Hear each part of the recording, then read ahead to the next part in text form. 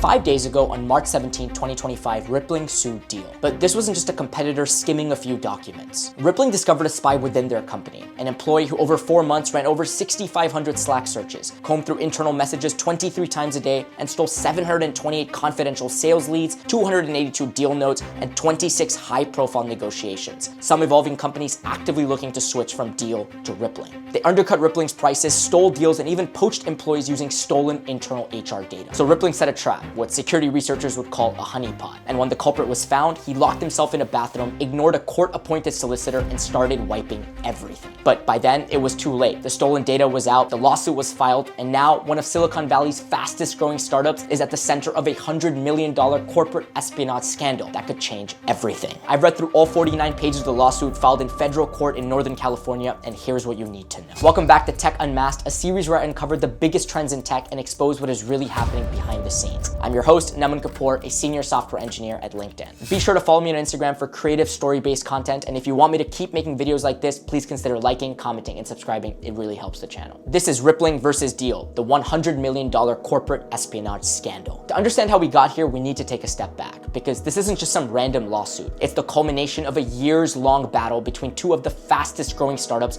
in Silicon Valley. And if there's one takeaway, it's that there are no clean hands. Let's start with Rippling. Founded in 2016 by Parker Conrad, the company quickly became one of the biggest names in HR and payroll software. But Conrad wasn't just another founder. He was once the darling of Silicon Valley. Before Rippling, Parker built Zenefits, a startup that promised to revolutionize HR for startups. And for a while, it did. By 2015, Zenefits was valued at over $4.5 billion, making Conrad a superstar in Silicon Valley. But then, it all came crashing down. Zenefits was caught allowing unlicensed brokers to sell insurance, leading to fines, lawsuits, and federal investigations. But compliance wasn't the only issue. Inside Zenefits' headquarters, the culture was chaotic, reckless, and completely unhinged. Employees were having sex in the stairwells of their San Francisco office. The company threw wild all-night parties that made Uber's bro culture look tame. And at the center of it all, a piece of software specifically designed to help employees cheat on state licensing exams. Zenefits didn't just bend the rules, it built tools to break them. And now, nearly a decade later, Parker Conrad is back, this time suing a competitor for alleged corporate espionage. We've come to a full circle moment, but this isn't the story of a founder getting a taste of his own medicine. It's how Silicon Valley plays the game. This isn't about right or wrong, it's about winning and losing. Despite the scandal, Conrad made a comeback. He launched Rippling,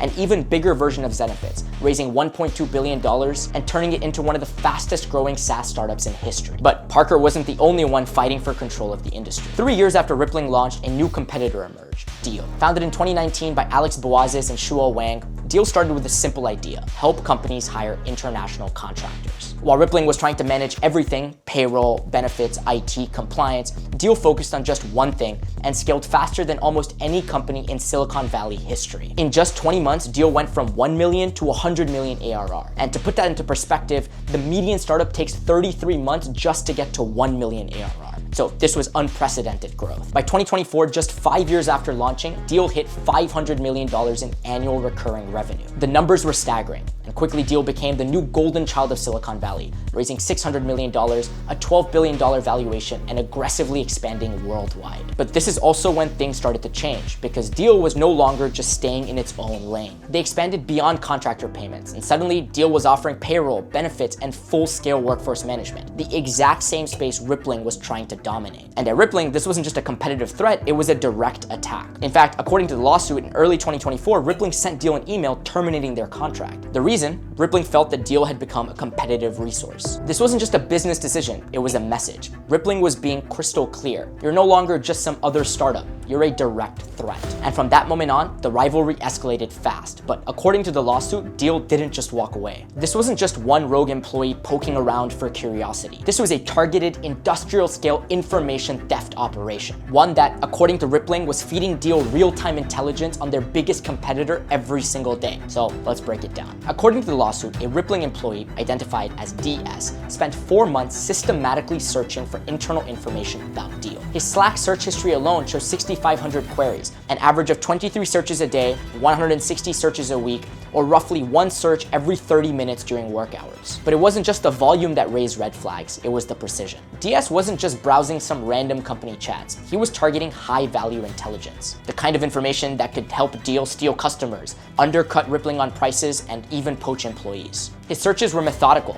almost surgical. One of the most frequent terms, Deel. Over 6,000 times he combed through Rippling's internal Slack messages for any mention of their competitor. He dug into Deel pricing, a gold mine that if leaked could let Deel adjust its offers in real time. He tracked Deel lost deal and Deel churn risk, zeroing in on unhappy customers considering a switch. Even more concerning were his searches related to hiring, Deel outreach. If true, this suggests that Deel wasn't just after Rippling's customers, it was also after their employees. But this wasn't idle curiosity.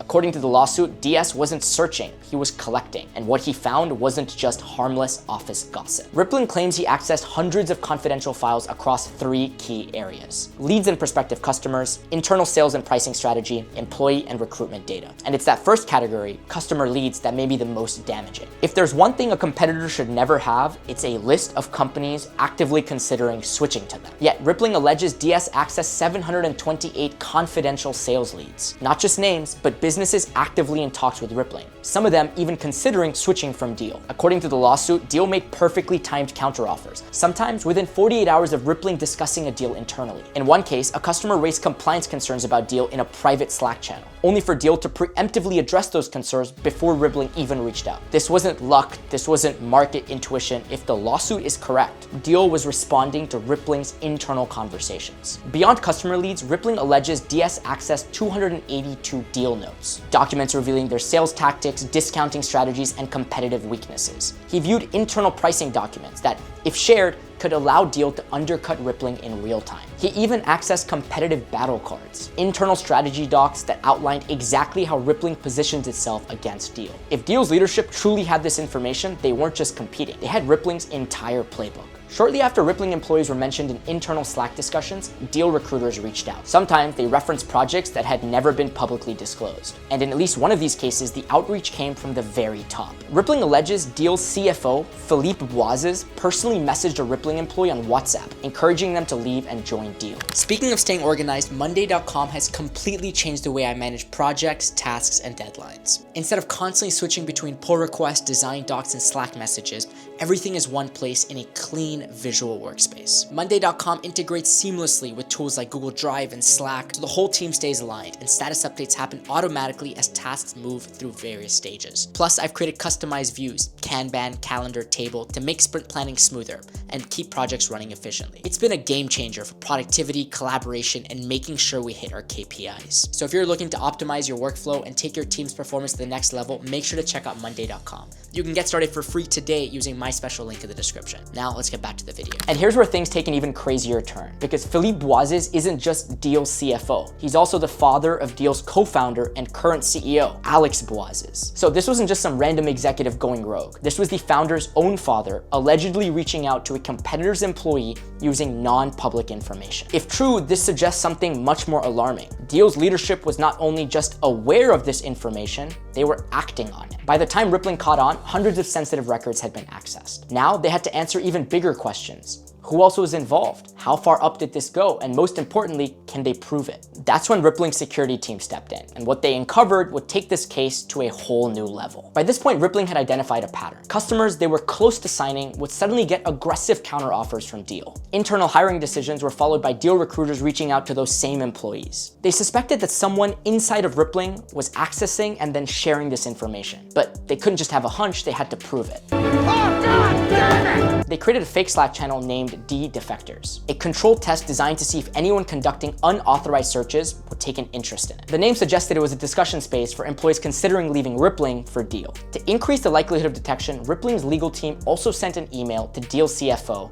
general counsel, and outside attorneys. While the contents of the email haven't been fully disclosed, the lawsuit states that it referenced the Slack channel in a way that suggested it contained relevant information. Within hours, DS searched for the exact same channel name. This confirmed that someone wasn't just passively coming across competitor-related discussions. They were actively looking for it. Rippling's security team then conducted a full review of DS's access history. The findings reinforced what Rippling had already suspected. DS had conducted thousands of searches related to Deel, but they weren't random or broad. He specifically targeted sales strategy, pricing, and recruitment data, all categories that if leaked, could be used as competitive advantage. At this point, Rippling had the confirmation they needed to act. On March 12, 2025, Rippling obtained an emergency court order in Ireland, where DS was based, to seize all of his devices. FBI! FBI, open up! The request was granted, and an independent court-appointed solicitor was sent to Diaz's house to obtain his phone and laptop. What happened next, however, raised further concerns. According to Rippling's lawsuit, as soon as Diaz realized he was under investigation, he locked himself in a bathroom and started wiping the data from all of his devices. The court-appointed solicitor was standing outside and urged him to stop what he was doing, but Diaz continued anyway. The lawsuit also claims that during this process, Diaz acknowledged the risk of these actions but continued deleting evidence anyway. The extent of what exactly was deleted remains unclear, but Rippling alleges that despite these efforts, they were still able to recover Slack logs, access histories, and metadata records that linked Diaz's search activity to Deel's competitive actions. At this point, what had started off as an internal security concern escalated into something far larger.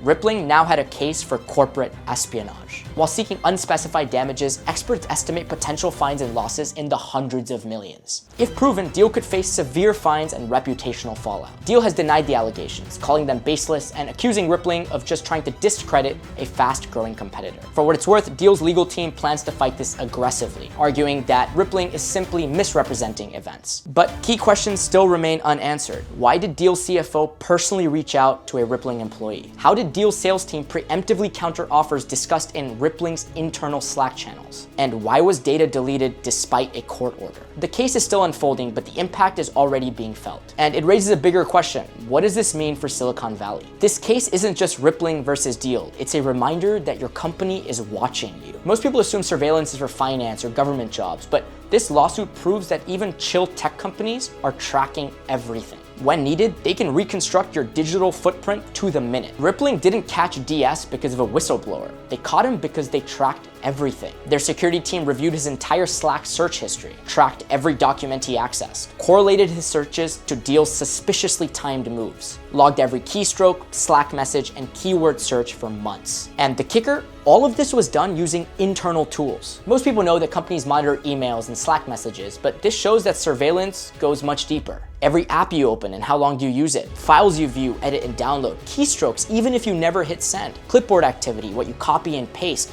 screenshots at set intervals, and even webcam activation logs. Tech firms market themselves as casual workplaces. Coffee, hoodies, open workspaces. If Rippling could track one employee's move for several months, what's stopping other companies from doing the same thing for you? This lawsuit isn't just about corporate espionage, it's a wake-up call to remind you how much information companies have on you. So next time you're on a company laptop, think twice, because just like Rippling tracked DS, your company is tracking you. Also, I finally understand why Deel is called Deel now. D-E-E-L and D-E-A-L. Crazy.